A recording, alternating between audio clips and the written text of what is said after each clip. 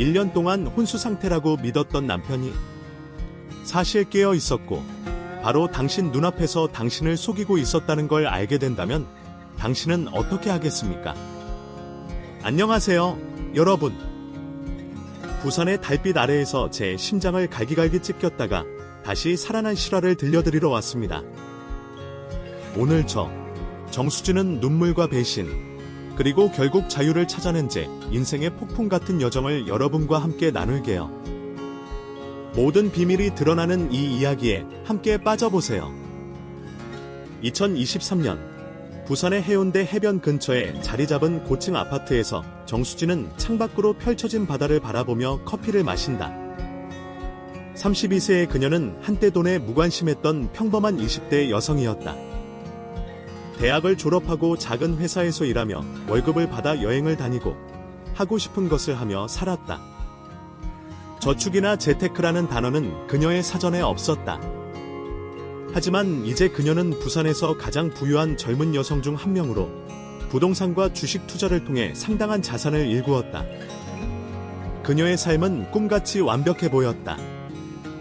그러나 이 꿈은 곧 악몽으로 변할 것이다. 수진은 부산대학교에서 경영학을 전공하고 졸업한 후 해운대 근처의 작은 마케팅 회사에서 사회생활을 시작했다. 그녀는 매일 아침 광안리 해변을 따라 출근하며 바다의 짭짤한 냄새와 파도 소리에 위안을 받았다. 월급은 많지 않았지만 그녀는 그 돈으로 친구들과 맛집을 찾아다니고 제주도로 짧은 여행을 떠나며 삶을 즐겼다. 돈은 쓰라고 있는 거야. 그녀는 늘 그렇게 생각했다. 그러나 어느 날 오랜만에 열린 동창회에서 그녀의 세계관은 흔들리기 시작했다. 동창회는 서면의 번화가에 있는 세련된 레스토랑에서 열렸다. 친구들은 각자 살아온 이야기를 나누며 웃고 떠들었다. 그중 한 친구, 민지가 집을 샀다는 이야기를 꺼냈다. 대출을 끼긴 했지만 그래도 내 집이야. 부산에서 집 없이 어떻게 살아? 민지의 말에 수지는 깜짝 놀랐다. 같은 나이, 같은 시간을 보냈는데 민지는 이미 자신의 아파트를 소유하고 있었다. 주택청약은 당연히 들고 있지. 너는 안 해, 민지가 물었다. 수지는 주택청약이 뭔지도 몰랐다. 그게 뭐야? 라는 그녀의 질문에 친구들은 웃음을 터뜨렸고 민지는 다정하게 말했다. 수진아, 은행에 가서 당장 가입해. 내가 알려줄게. 그날 밤 수지는 해운대 아파트의 작은 방에서 잠을 이루지 못했다. 내가 그동안 뭐 한 거지? 그녀는 자신이 번 돈을 허투루 썼다는 사실에 자책했다. 다음 날 점심시간에 그녀는 직원들에게 이 이야기를 털어놓았다. 놀랍게도 동료들은 모두 주택청약에 가입해 있었고 몇몇은 이미 투자로 돈을 불리고 있었다. 수지는 당장 은행으로 달려가 주택청약에 가입했다. 다른 사람들은 벌써 이렇게 하고 있는데 나만 몰랐어.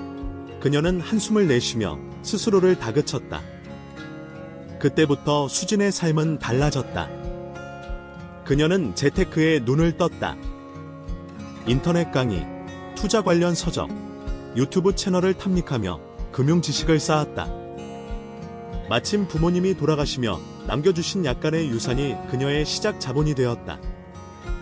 수지는 부산의 부동산 시장에 뛰어들었다. 해운대의 작은 상가를 매입해 월세를 받고 주식시장에서 신중하게 투자했다. 처음에는 실패도 많았다. 잘못된 주식에 투자해 돈을 잃기도 했고 경매로 산 아파트가 예상보다 수익을 내지 못하기도 했다. 하지만 실패는 그녀를 더 단단하게 만들었다. 그녀는 매일 밤 서면의 카페에서 자료를 분석하며 공부했고 점차 안정적인 수익을 내기 시작했다. 몇 년 후 수지는 해운대의 고급 아파트와 센텀시티의 상가를 소유한 성공한 투자자가 되었다. 그녀는 부산의 젊은 여성들 사이에서 롤모델로 불렸다. 지인들 사이에서 재테크 모임에 초대받았고 그곳에서 그녀는 김민호를 만났다. 민호는 부산 항구에서 운영되는 대형 운송회사의 사장이었다. 그의 아버지가 물려준 사업을 성공적으로 이끌며 안정적인 삶을 살고 있었다.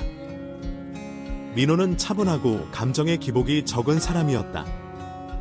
그는 수진의 독립적이고 야심찬 성격에 끌렸고, 수진은 민호의 안정감과 따뜻함의 매력을 느꼈다. 두 사람은 자주 만나며 재테크와 삶의 가치관에 대해 이야기를 나눴다. 돈은 도구일 뿐이야. 하지만 그 도구로 뭘 만들지는 우리 손에 달렸지. 민호가 말했다. 수진은 그의 말에 공감했다. 그들은 서로의 꿈을 응원하며 사랑에 빠졌다. 2022년 여름, 광안리 해변에서 열린 불꽃축제에서 민호는 수진에게 프러포즈했다. 바다 위로 터지는 불꽃 아래 수진은 눈물을 흘리며 고개를 끄덕였다. 이 사람이라면 평생 함께할 수 있을 거야. 그녀는 생각했다. 결혼은 부산의 고급 호텔에서 성대하게 치러졌다. 수진은 웨딩드레스를 입고 해운대 해변을 배경으로 사진을 찍으며 행복에 젖었다. 그녀는 민호와 함께 새로운 삶을 시작할 준비가 되어 있었다. 그러나 결혼 후 그녀는 민호의 가족이 그녀의 삶에 어떤 그림자를 들이올지 전혀 예상하지 못했다. 민호의 어머니 박영자 여사는 부산의 오래된 동래구 저택에 살고 있었다. 그녀는 젊은 시절부터 일을 하지 않고 민호의 아버지가 벌어온 돈으로 호화로운 생활을 즐겼다. 민호의 동생 태호는 부산의 유명한 성형외과 병원에서 페이닥터로 일하며 화려한 삶을 살았다. 수진은 처음에는 이들이 평범한 가족이라고 생각했다.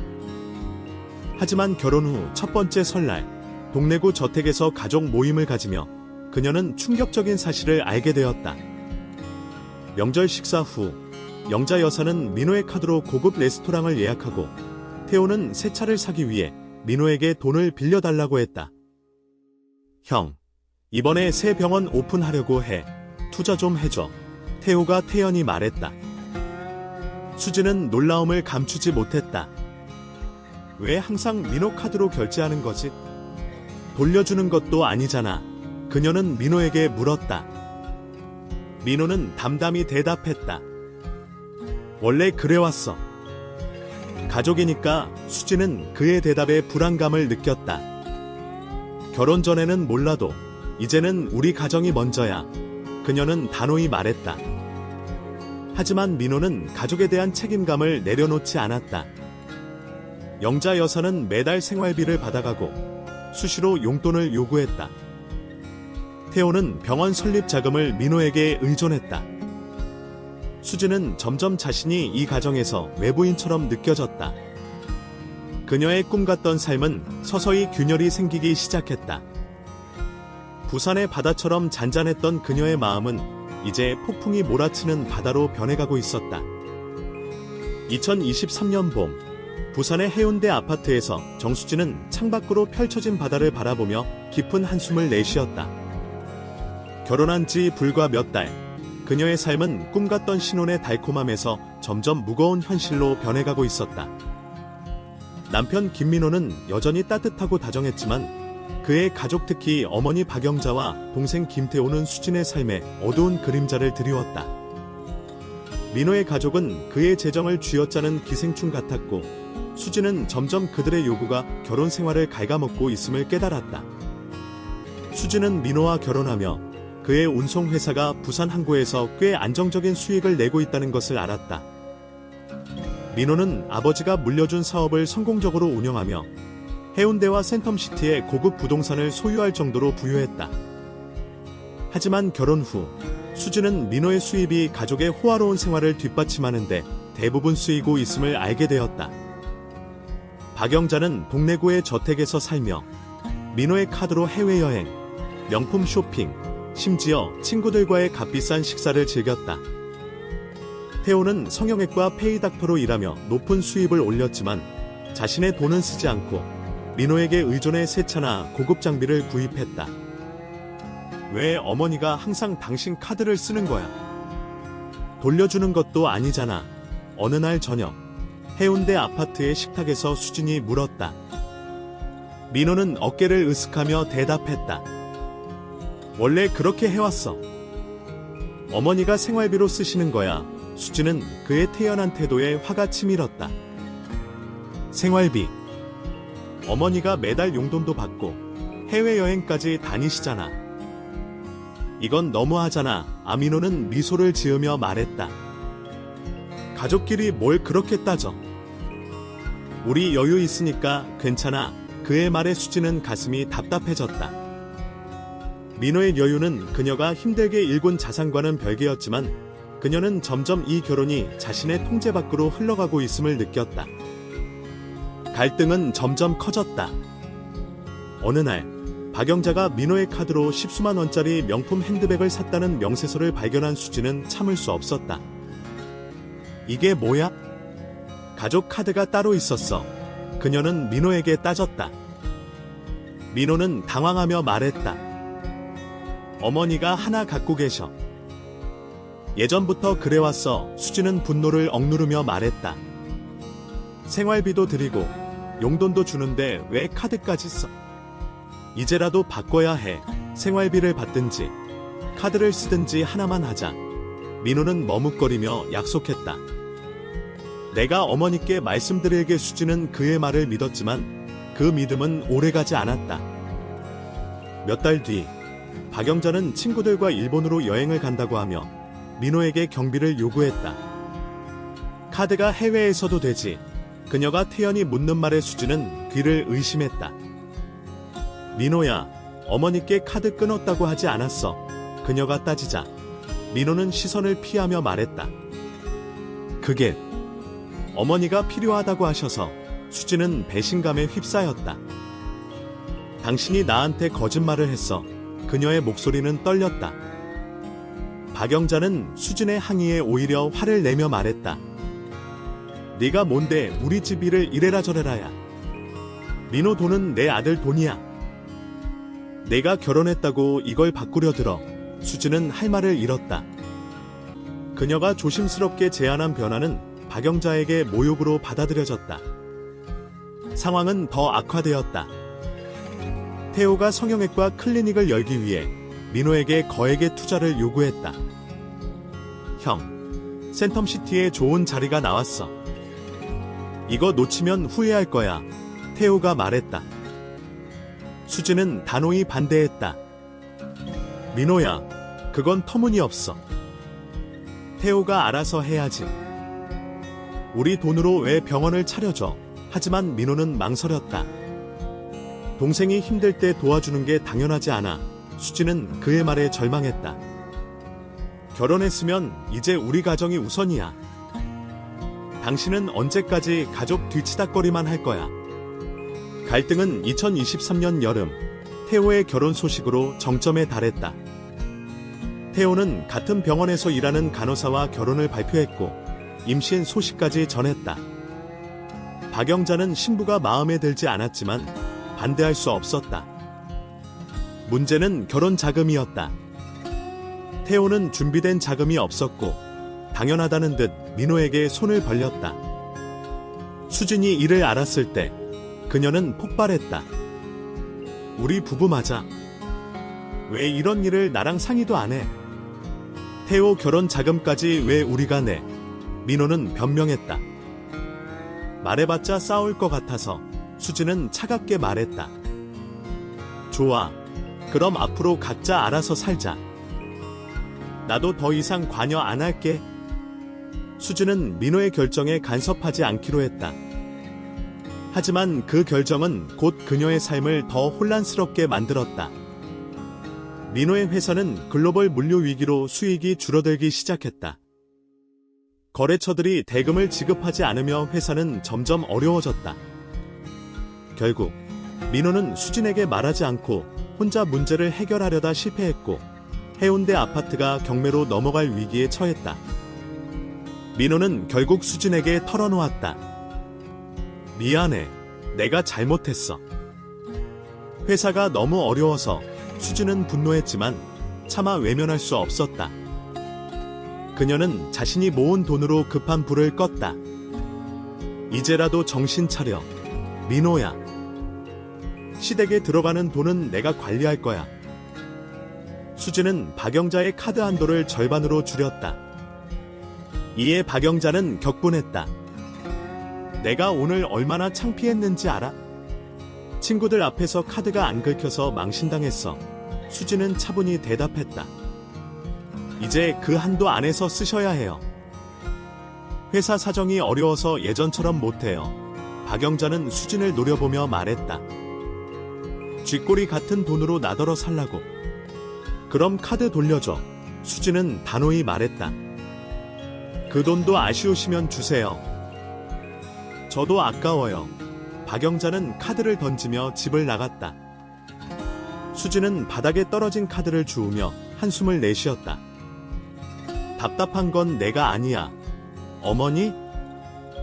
그 후 박영자는 한동안 연락을 끊었다. 하지만 어느 날 그녀는 갑작스럽게 저녁 식사를 제안했다. 동래구 저택에서 열린 저녁 식사에서 박영자는 민호가 좋아하는 갈비찜과 전복을 차려놓고 그의 눈치를 살폈다. 식사 후 그녀는 태호가 병원에서 극심한 스트레스를 받고 있으며 정신과 치료를 받고 있다고 말했다. 태호가 너무 불쌍해. 병원 하나 차려주는 게 어떻겠니? 수지는 예상했던 대로 또 돈을 요구하는 모습에 어이가 없었다. 어머니, 지금 회사도 어렵다고 말씀드렸잖아요. 병원 차리는 게 한두 푼이 아니에요. 하지만 민호는 망설이며 말했다. 내가 알아볼게. 수진의 가슴은 철렁 내려앉았다. 그녀는 민호가 또다시 가족의 요구에 굴복할까봐 두려웠다. 부산의 바다는 여전히 아름다웠지만 수진의 마음은 점점 더 거칠어졌다. 그녀는 민호와의 결혼이 단순한 사랑의 결합이 아니라 그의 가족이라는 무거운 짐을 함께 짊어지는 일임을 깨달았다. 이 갈등은 단순한 재정 문제가 아니라 그녀의 자존감과 결혼의 의미를 뒤흔드는 시험대였다. 수진은 이 싸움에서 이길 수 있을까? 아니면 결국 무너질 것인가? 그녀의 운명은 아직 결정되지 않았다. 2023년 10월, 부산의 광안리 해변은 가을비로 젖어 있었다. 정수진은 광안대교의 불빛이 반사되는 바다를 바라보며 깊은 한숨을 내쉬었다. 그녀의 결혼 생활은 이제 한계에 다다랐다. 남편 김민호와의 갈등은 점점 더 깊어졌고 그의 어머니 박영자와 동생 김태호의 끊임없는 재정적 요구는 수진을 지치게 했다. 그녀는 민호에게 마지막 통첩을 날리기로 결심했다. 이대로는 못 살아. 당신이 계속 시댁을 우선한다면 우리 끝이야. 민호는 그녀의 말에 당황했지만 여전히 망설였다. 수진아, 가족이니까. 내가 어떻게 해야겠어. 그의 말은 수진의 가슴을 더 아프게 했다. 그날 밤, 광안리의 한 카페에서 수진은 민호와 마주 앉았다. 비가 창문을 두드리는 소리 속에서 그녀는 단호히 말했다. 민호야, 태호병원 자금까지 당신이 대출해서 줄 건 아니지. 이건 터무니없어. 민호는 고개를 숙이며 중얼거렸다. 동생이 힘들 때 도와주는 게 당연하지 않아. 수진의 눈에 눈물이 고였다. 당신은 나를 전혀 생각하지 않아. 우리 부부가 뭔데? 당신 가족의 애듬이야. 그녀는 자리에서 일어나 카페를 나섰다.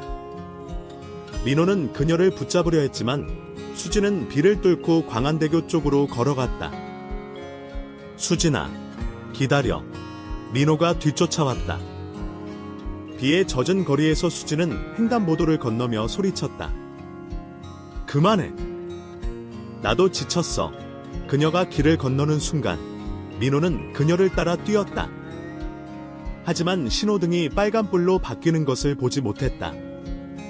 갑작스럽게 달려오는 트럭의 헤드라이트가 어두운 거리를 비췄다. 쾅! 굉음과 함께 민호가 도로에 쓰러졌다. 수진은 뒤를 돌아보았고 피를 흘리며 쓰러진 민호를 보고 다리에 힘이 풀렸다. 민호야. 그녀의 비명은 비바람 속에 묻혔다. 민호는 부산의 대형 병원으로 긴급 이송되었다. 수술실 밖에서 기다리던 수진은 죄책감에 짓눌렸다. 내가 그렇게 뛰쳐나가지 않았더라면 그녀의 머릿속은 후회로 가득했다. 박영자가 병원에 도착해 수진을 보자마자 울부짖었다. 내가 왜 우리 아들을 이렇게 만들었어? 같이 있었으면서 왜 너는 멀쩡한데 내 아들이 저기에 누워있어. 수지는 아무 말도 할 수 없었다. 민호는 수술을 마쳤지만 의식불명 상태로 중환자실에 입원했다. 의사는 상태가 위중하다며 회복 가능성을 장담할 수 없다고 했다. 그 후 1년, 수진의 삶은 완전히 바뀌었다. 그녀는 매일 병원을 드나들며 민호를 지켰다. 그의 창백한 얼굴을 보며 그녀는 자신이 그를 이 지경으로 만든 것 같아 죄책감에 시달렸다. 민호의 회사도 어려워졌다. 글로벌 물류 위기로 수익이 급감했고 직원들은 하나둘 떠났다. 수진은 자신의 자산을 팔아 회사의 빚을 갚고 민호의 병원비를 충당했다. 박영자는 여전히 생활비와 용돈을 요구했고 수진은 죄책감 때문에 거절하지 못했다. 태호의 성형외과 클리닉도 민호의 돈으로 완성되었다. 수진은 점점 자신이 민호의 가족을 위해 존재하는 도구처럼 느껴졌다. 2024년 초, 박영자는 민호를 태호의 클리닉으로 옮기자고 제안했다. 동생이 운영하는 병원이니까 더 잘 챙길 거야. 여기 큰 병원에 돈 낭비할 필요 없어. 수진은 반대했지만 박영자는 고집을 피웠다. 가족이 더 잘할 거야. 너는 뭘 그리 따지니? 결국 민호는 태호의 클리닉으로 옮겨졌다. 수진과 박영자는 요일을 나누어 민호를 돌보기로 했다. 병실에서 민호의 얼굴을 보는 것은 수진에게 유일한 위안이었다. 하지만 그녀는 점점 더 자신이 텅 빈 껍데기가 되어가고 있음을 느꼈다. 2024년 10월 15일, 세 번째 결혼 기념일이 다가왔다. 수진은 민호가 좋아하던 캐시미어 코트를 사기 위해 서면의 롯데백화점에 들렀다. 쇼핑백을 들고 병원으로 향하며 그녀는 민호가 깨어나면 함께 광안리에서 식사하며 새 출발을 다짐하고 싶었다. 병원 엘리베이터에서 그녀는 이상한 광경을 목격했다. 환자복 대신 노란 바지를 입은 남자가 모자를 푹 눌러쓰고 고개를 숙인 채 서 있었다. 그의 체격과 걸음걸이가 민호와 너무 닮아 있었다. 수진은 자신도 모르게 그를 쳐다보았다. 남자는 눈치채고 원래 가려던 층보다 낮은 층을 누르더니 급히 엘리베이터를 내렸다. 수진의 심장이 쿵쾅거렸다. 설마 그녀는 그를 따라 내렸고 남자가 태호의 클리닉 방향으로 향하는 것을 보았다. 병실 앞에서 태호와 마주친 수진은 떨리는 목소리로 물었다. 태호야, 아까 그 사람. 민호랑 너무 닮았어. 태호는 어색하게 웃으며 말했다. 형수, 잘못 보신 거예요. 형이 병실에 있는데 어떻게 밖에 다니겠어요. 수진은 그의 말을 믿고 싶었지만 불안은 가시지 않았다. 그녀는 병실로 들어갔다. 민호는 여전히 침대에 누워 있었다. 수진은 그가 좋아할 코트를 꺼내며 말했다. 민호야, 깨어나면 이거 입고 광안리 가자. 그 순간 박영자가 들어오며 퉁명스럽게 말했다. 매일 똑같은 얼굴 보는데 뭐 그리 볼 게 많아. 그만 가. 수진은 고개를 끄덕였지만 뭔가 이상했다. 민호의 입가에 미세한 미소가 스쳐 지나간 것 같았다. 그녀는 망설이다 이불을 확 걷었다. 순간 수진은 숨을 쉴 수 없었다. 민호는 환자복이 아닌 노란 바지와 운동화를 신고 있었다. 병원 입구에서 본 남자가 민호였다. 여보, 당신 의식이 돌아왔어. 그녀가 떨리는 목소리로 묻자 민호는 눈을 뜨며 당황한 얼굴로 말했다. 수진아, 가까이 오지 마. 진정하고 내 말 들어. 수진은 뒷걸음질 치며 소리쳤다. 오지 마. 이게 뭐야? 박영자가 급히 들어와 수진을 밀쳤다. 너 뭐 하는 거야? 민호 깨우지 마. 하지만 수진은 이미 모든 것을 깨달았다. 민호는 6개월 전 태호의 클리닉으로 옮겨진 직후 의식을 회복했다. 하지만 그는 가족과 공모의 수진을 속였다. 박영자와 태호는 민호가 깨어난 사실을 숨기고 수진의 죄책감을 이용해 그녀를 계속 통제했다. 민호는 이혼을 피하려고 태호는 클리닉 자금을 유지하려고, 박영자는 생활비를 계속 받으려고 이 거짓극을 꾸몄다.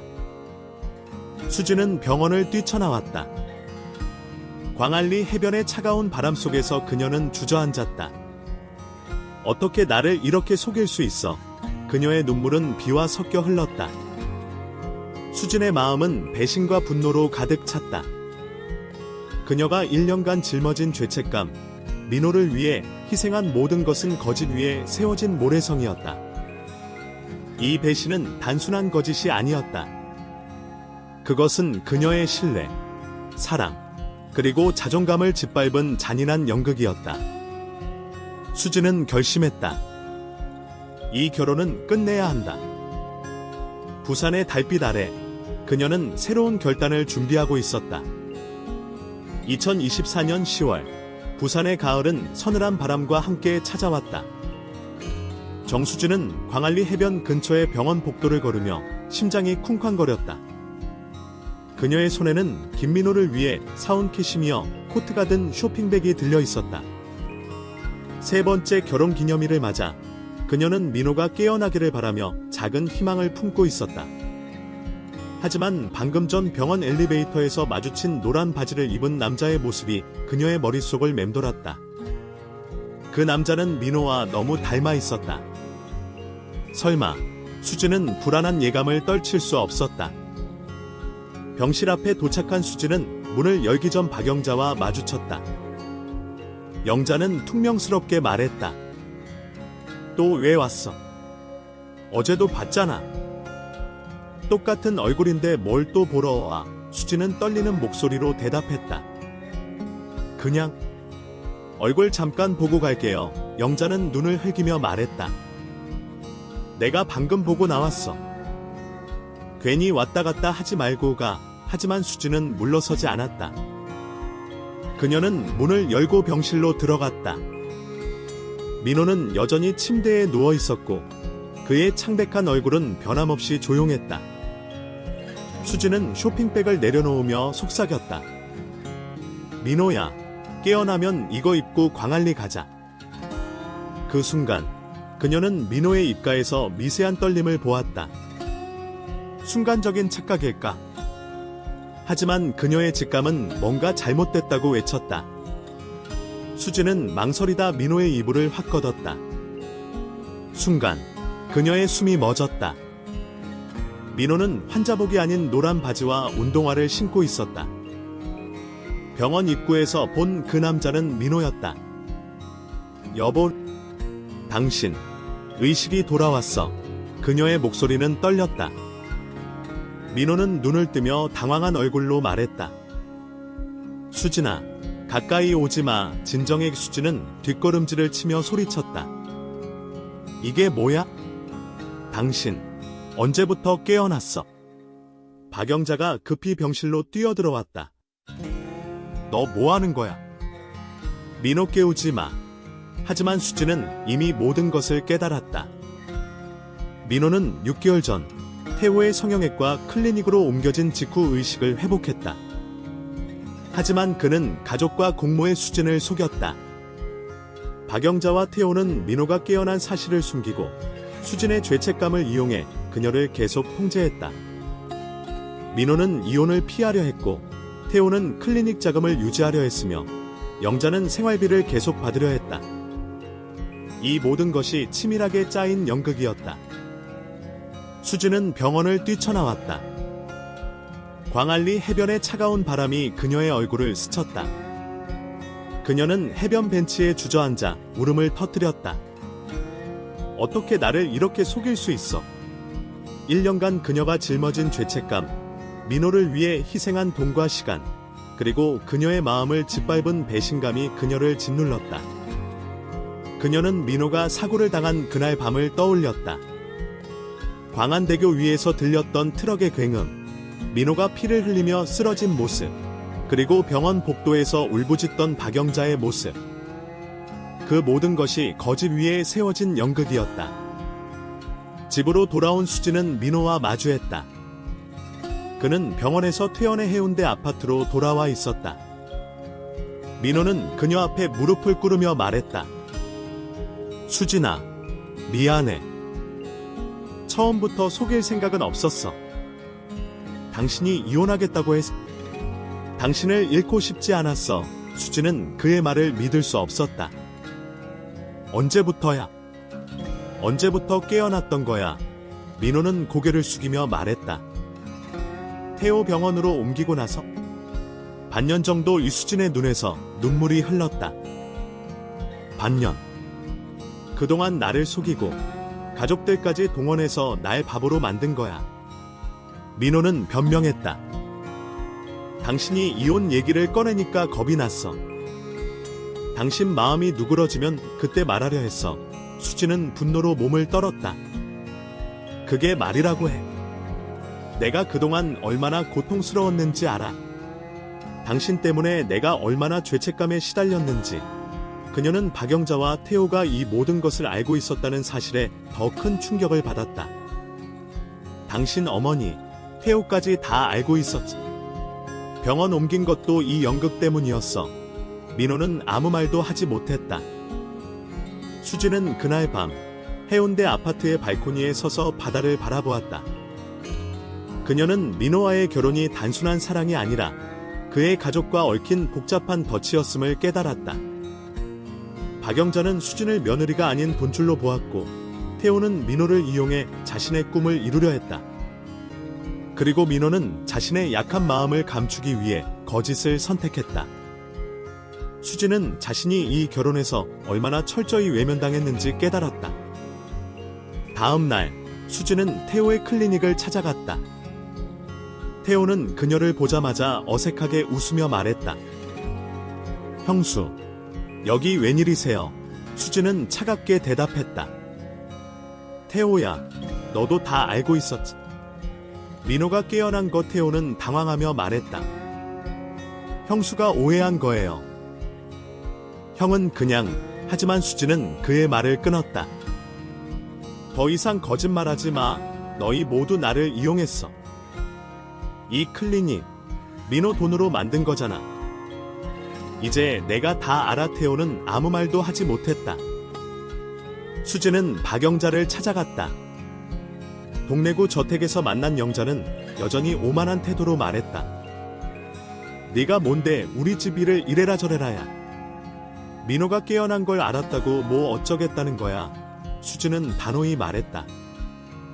어머니, 더 이상 어머니 돈 안 드릴 거예요. 민호도, 태호도 이제 각자 살아가세요. 영자는 화를 내며 소리쳤다. 네가 뭔데 내 아들 돈을 끊어? 너 때문에 민호가 저렇게 됐잖아. 하지만 수진은 더 이상 흔들리지 않았다. 민호가 저렇게 된 건 어머니 때문이에요. 그리고 저는 더 이상 이 연극에 노란하지 않을 거예요. 수진은 집으로 돌아와 이혼 서류를 작성했다. 그녀는 민호에게 마지막으로 말했다. 당신이 정말 미안하다면 질척거리지 말고 이혼해. 그게 당신이 할 수 있는 최소한의 사죄야. 민호는 눈물을 흘리며 말했다. 수진아, 제발 다시 생각해줘. 나 정말 당신 사랑해. 하지만 수진의 마음은 이미 굳어 있었다.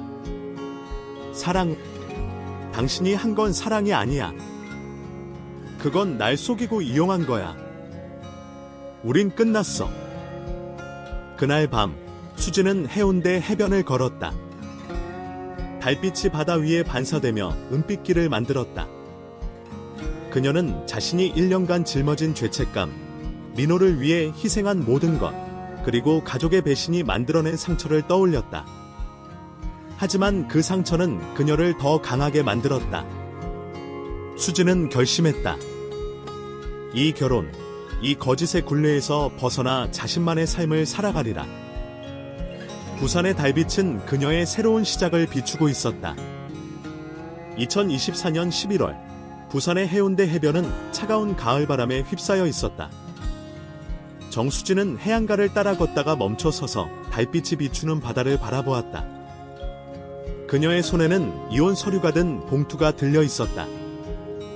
김민호와의 결혼, 그리고 그의 가족이 짜놓은 거짓 연극은 그녀의 인생을 송두리째 흔들었다. 하지만 이제 그녀는 그 모든 것을 내려놓고 자신만의 길을 가기로 결심했다. 민호의 배신, 박영자의 탐욕, 김태호의 이기심은 그녀의 마음에 깊은 상처를 남겼지만 그 상처는 그녀를 더 단단하게 만들었다. 수지는 민호와의 마지막 대면을 위해 해운대 아파트로 돌아갔다. 민호는 거실 소파에 앉아 있었다. 그의 얼굴은 창백했고 눈 밑에는 다크서클이 짙게 드리워져 있었다. 수진아, 제발 다시 생각해줘. 민호가 떨리는 목소리로 말했다. 내가 잘못했어. 당신을 속인 건 정말 미안해. 하지만 난 당신을 사랑해. 수지는 그의 눈을 바라보며 차갑게 대답했다. 사랑? 당신이 한 건 사랑이 아니야. 당신은 나를 속이고 내 죄책감을 이용했어.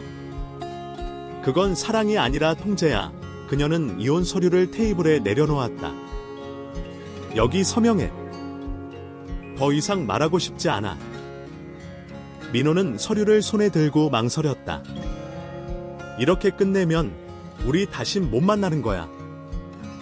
정말 이게 당신이 원하는 거야. 수지는 단호히 고개를 끄덕였다.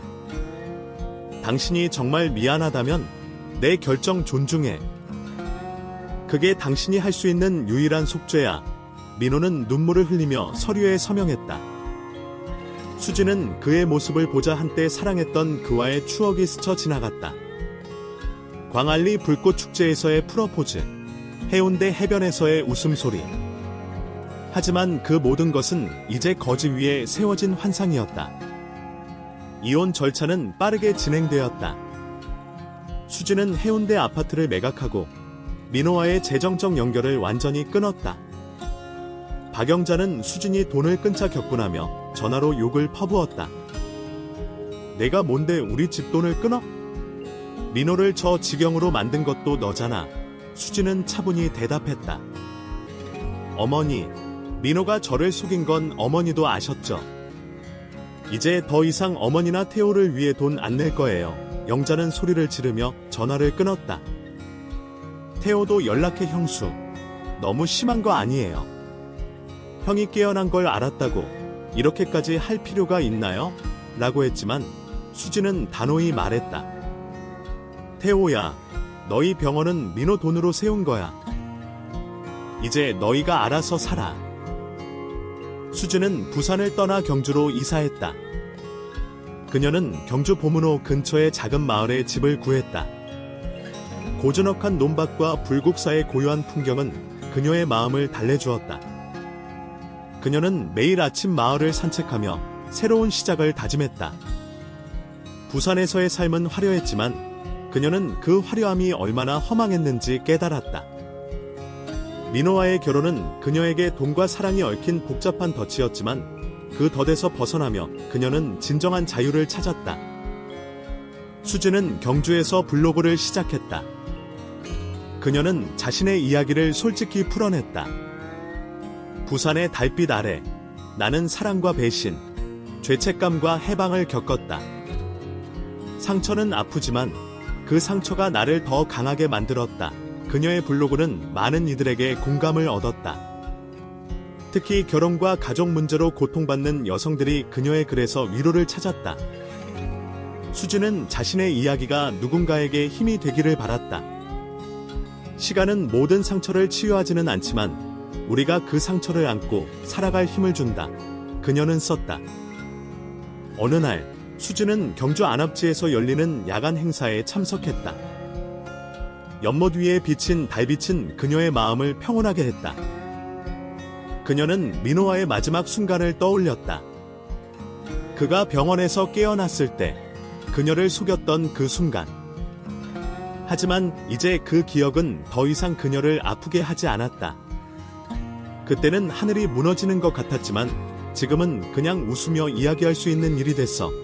그녀는 혼잣말을 했다. 그녀는 달빛 아래서 새로 산 노트에 자신의 다짐을 적었다. 내 삶은 이제 내 거야. 누구에게도 의존하지 않고 나만의 길을 갈 거야. 수지는 경주에서의 새 삶을 꾸려갔다. 그녀는 지역 커뮤니티에 참여하며 새로운 친구들을 사귀었다. 마을 카페에서 만난 한 할머니는 그녀에게 말했다. 젊은 아가씨, 눈빛이 참 맑네. 무슨 아픔을 겪었는지 모르겠지만 이제 행복할 때야. 수지는 미소를 지으며 고개를 끄덕였다. 그녀는 자신이 다시 웃을 수 있다는 사실에 감사했다. 민호는 수진과 이혼 후 부산에 남았다. 그의 회사는 여전히 어려움을 겪었고 태호의 클리닉도 기대만큼 성공하지 못했다. 박영자는 더 이상 민호에게 돈을 요구하지 못했고 가족 간의 관계는 점점 더 멀어졌다. 수지는 가끔 민호의 소식을 들었지만 더 이상 그의 삶에 관심이 없었다. 그녀는 자신의 삶을 꾸리는 데 집중했다. 2025년 봄, 수지는 경주에서 작은 투자 세미나를 열었다. 그녀는 부산에서의 경험을 바탕으로 재테크와 독립적인 삶에 대해 이야기했다. 참석자들은 그녀의 이야기에 귀 기울였다. 한 젊은 여성이 물었다. 수지님, 그렇게 큰 아픔을 겪고 어떻게 다시 일어설 수 있었나요? 수지는 잠시 생각하다 대답했다. 아픔은 우리를 무너뜨릴 수도 있지만 동시에 우리를 더 강하게 만들어요. 중요한 건 자신을 믿고 한 발짝 내딛는 거예요. 시간은 늘 우리 편이에요. 그날 밤, 수지는 불국사 근처의 언덕에 올라 달을 바라보았다. 부산의 달빛은 그녀에게 배신과 상처를 떠올리게 했지만 경주의 달빛은 희망과 치유를 상징했다. 그녀는 자신이 얼마나 멀리 왔는지, 그리고 얼마나 더 멀리 갈 수 있는지 깨달았다. 지금 힘든 사람들에게 말해주고 싶어. 그녀는 속삭였다. 아무리 어두운 밤이라도 달은 항상 떠오른다. 수진의 이야기는 끝나지 않았다. 그녀는 경주에서 새로운 꿈을 꾸기 시작했다. 작은 카페를 열거나 재테크 책을 쓰는 계획을 세웠다.